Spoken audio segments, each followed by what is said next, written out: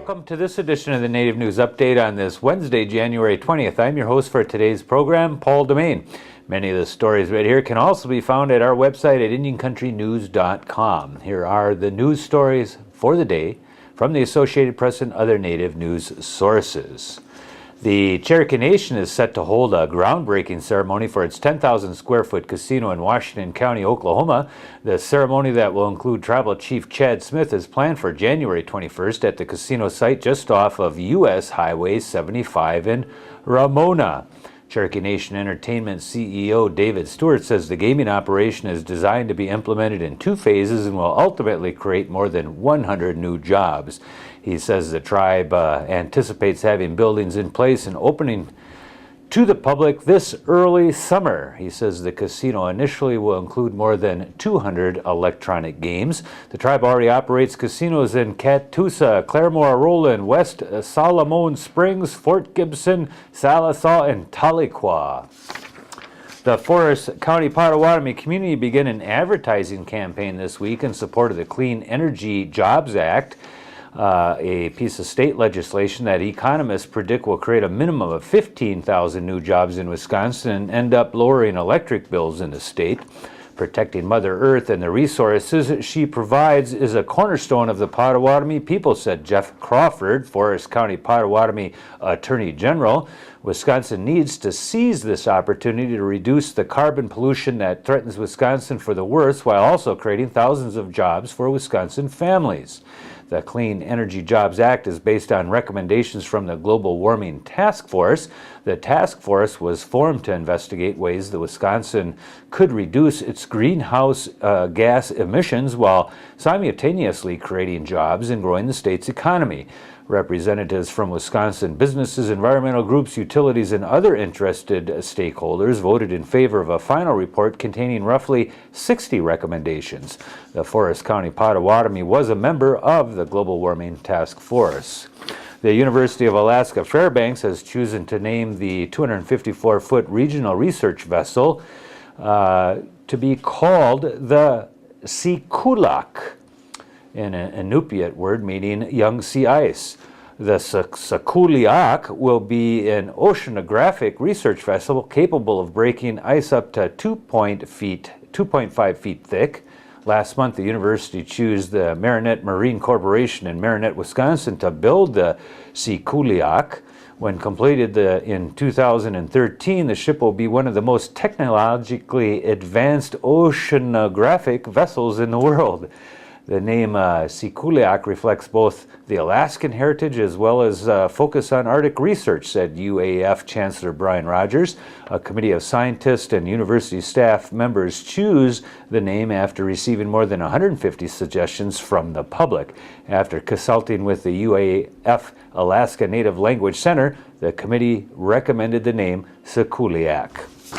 And as long as we're talking about Alaska, we're going to head over to a short discussion with Alaskan Public Radio Network Director Lori Townsend.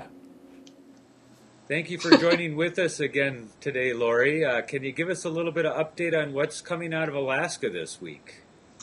Hi, Paul. Well, today a lawsuit was filed by some tribal organizations, the Native Village of Point Hope, along with an organization called Red Oil, which is resisting environmental destruction on indigenous lands. And several environmental groups have filed a lawsuit against the MMS permit that gives Shell the ability to do some exploratory drilling in the Chukchi Sea this summer.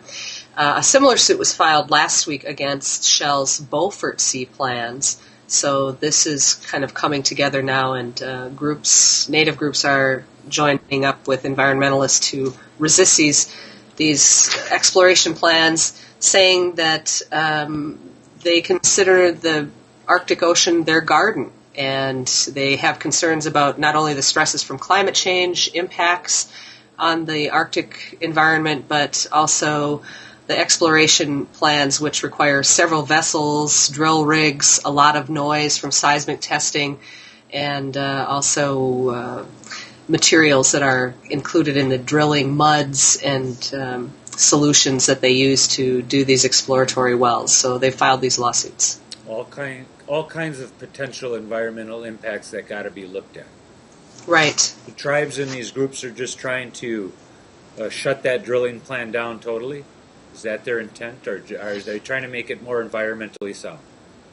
Well, I think that the main message is that they want things to slow down in the Outer Continental Shelf area. They have concerns that it's moving too quickly, and they think that not enough is known about the cumulative impacts on subsistence, on the animals, the migration patterns of the whales and the marine mammals that live in the area, walrus, seals. And so they want things to slow down, and I think that there's an understanding that this is inevitable, that eventually this will happen. Although it would, the idea is that there could be some preservation areas where no development would be allowed. There's a lot of thought given to that concept of creating some totally off limits areas. But right now they want things to slow down and have more environmental review. They don't think that there's been enough analysis of the cumulative impacts, as I said. And also, there still isn't any proven methods for cleaning up oil spills in broken ice or under ice conditions. And people want more research in that area. On the other end, or the ultimate end of that, might be this whole disaster that was declared by Commerce Secretary Gary Locke over the Chinook harvest. Tell us what that's about. Well, Secretary Locke was in Alaska last week and declared this harvest disaster because of no gathering or commercial fishery in 2009, very limited in 2008. The Chinook runs have been very, very low. There's concern about what's going on there and why this is happening. Again, climate change is one of the suspects, but there's other things going on. Bycatch has been an issue. And so this impacts commercial and subsistence fisheries. Now, the declaration doesn't turn loose any funding or money, but it does allow Congress now to decide if they want to proceed. And I anticipate that our lawmakers, Alaska lawmakers, will be pursuing that, trying to get some funding assistance for some of these villages that are impacted. A lot of the subsistence isn't factored into the commercial fishery funding if there's money turned loose, but it is intertwined, and so a lot of the commercial fishermen are also subsistence fishermen. Okay. And then finally today you're talking a little bit about the Kotzebue, the K300 Kotzebue race. Tell us a little bit of what happened there. Well, it's not a race in Kotzebue. The musher who won is Inupiaq. John Baker is an Inupiaq musher from Kotzebue. Okay. But the race is in the Yukon-Kuskokwim area, and this year the race was ran completely on the Kuskokwim River. It's a 320-mile race, and the race runs for 2 days. John Baker won. The race was 320 miles. 320 miles in 2 days. The wind chill was 65 below. And these guys are out there with their dog teams, and it's amazing to me how tough they are. But John Baker won this year. Okay, and he came away with it with, no, this was last year's winner. Came away with only one problem, a frostbite to his eyes. Mitch Seavey, yes, he got lost out there. He won last year, and he got frostbite in his eyes and had to drop out of the race. John Baker beat out Lance Mackey and Martin Boozer, who are top Iditarod contenders. And so this is considered one of those races where they're in preparation for the Iditarod. And do any of them come to Minnesota for the John Bear Grease run from Duluth up to Thunder Bay that you know of?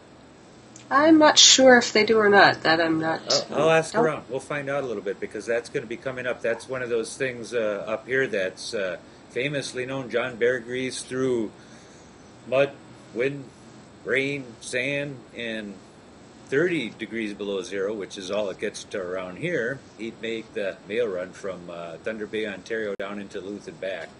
Lori, thanks for joining with us. We'll come back again next week and get another update. Where can we find these stories at? Thanks, Paul. You can find those stories and more at www.aprn.org. Take care.